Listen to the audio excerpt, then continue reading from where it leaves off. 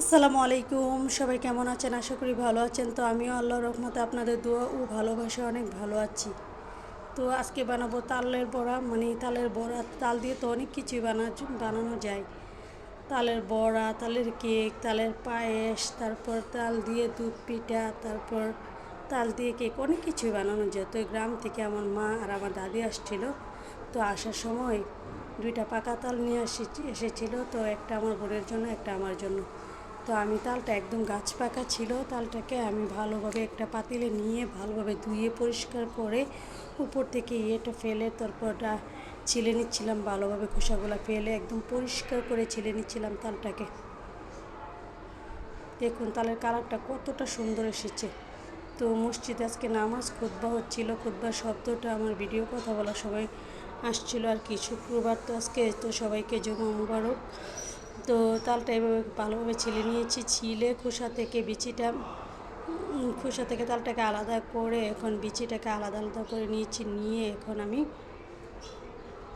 সুন্দরভাবে একটু পানি দিয়ে দিয়ে তালটাকে ভালোভাবে কচলিয়ে রসটাকে ভিতর থেকে আলাদা করে নিচ্ছিলাম। মানে এইভাবে কচলিয়ে চটকিয়ে যদি ভালোভাবে পানি দিয়ে করে নিই, তো রসটা একটা চালনি দিয়ে চেলে রসটা একদম বের করতে সুবিধা হয় আর কি।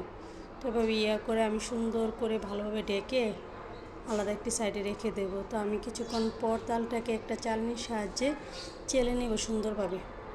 তো তাল দিয়ে আমার এত বেশি অভিজ্ঞতা নাই, তাল চিপা রস বের করা। আমি যেভাবে আমার মা দাদিদের কাছ থেকে দেখেছি এভাবে করে নিচ্ছিলাম। এই তো তালের রসটা আমি বের করে নিয়েছি একটা চালনির সাহায্যে। বের করে নিয়ে এখানে আমি পিঠার জন্য প্রস্তুত করে নিচ্ছিলাম। তো এখানে আমি চাউলের গুঁড়া নিয়েছি, একদম গ্রাম থেকে আমার মা চাউলের গুঁড়া নিয়ে আসছিলো। তো চাউলের গুঁড়া নিয়েছি 2 কাপ। 1 কাপ নিয়ে নিয়েছি ময়দা, 1 কাপ নিয়ে নিচ্ছি গুঁড়া দুধ, আর চিনি নিয়েছি 1 কাপ, চিনি 1.5 কাপ নিয়ে নিয়েছি, আর গুঁড়া দুধ 1/2 কাপ নিয়ে নিলাম। নিয়ে ভালোভাবে মিশ্রণটার সাথে মিক্স করে নেব তালের রসটার সাথে। গুঁড়া দুধটা দিলে হয় কি, ভিতর থেকে সফট হয় ডোটা, আর আপনার খেতেও খুব মজা লাগে। একটা দুধ দিলে তো যে একটা ফ্লেভারটা খুব মজা লাগে। তো ভালোভাবে সবগুলোকে মিক্স করে সামান্য একটু লবণও দিয়েছিলাম। তো একটু পানি দিয়ে একদম খুব স্মুথ একটা ডো বানিয়ে নিব। ডোটা বানিয়ে আমি 1 ঘন্টার জন্য রেস্টে রেখে দেবো, কারণ ডোটা যেন ভিতর থেকে একদম সফট ফুলে ওঠে। তো পিঠাগুলো খুব সুন্দর হবে আর কি। তো এই তো ডোটা আমি 1 ঘন্টা রেস্টে রেখে, তো আমি কিছুটা নারকেলও দিয়ে দিয়েছিলাম। ভিডিওটা মনে হয় স্কিপ হয়ে গেছে। কিছুটা নারকেল কুচিও দিয়ে দিয়েছিলাম ডোটার সাথে, দিয়ে ভালোভাবে মিক্স করে নিয়েছিলাম। নিয়ে এখন পিঠাটা তৈরি করে নেব। একটা একটা করে আমি বড়া শেপ দিয়ে নিচ্ছি। বড়া বলতে পারেন, বুলবুলা বলতে পারেন, যাই বলতে পারেন, এটা খুব মজা খেতে।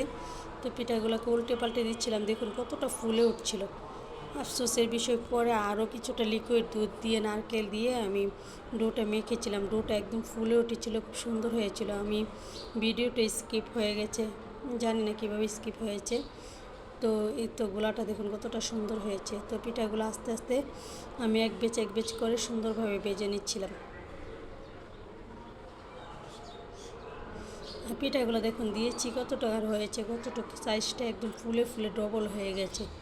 আর খেতে দুর্দান্ত মজা ছিল। এভাবে একদম তালের বুলবুলা বানিয়ে দেখবেন, খুব মজা খেতে। তো আমার ভিডিও ভালো লাগলে লাইক কমেন্ট শেয়ার দিয়ে পাশে থাকবেন, আর আমার ভিডিওতে ছোট্ট একটি শেয়ার দিয়ে দিবেন। তো খেতে খেতে আমি আমার ভিডিও শেষ করে নিচ্ছি। দেখুন ভিতর নারকেল মানে পিঠাটা খাওয়ার সময় নারকেল কামড়ের পরে এত মজা লাগে, আর গুঁড়া দুধ দেওয়াতে দ্বিগুণ স্বাদ হয়ে গেছে। আল্লাহ হাফেজ, আসসালামু আলাইকুম।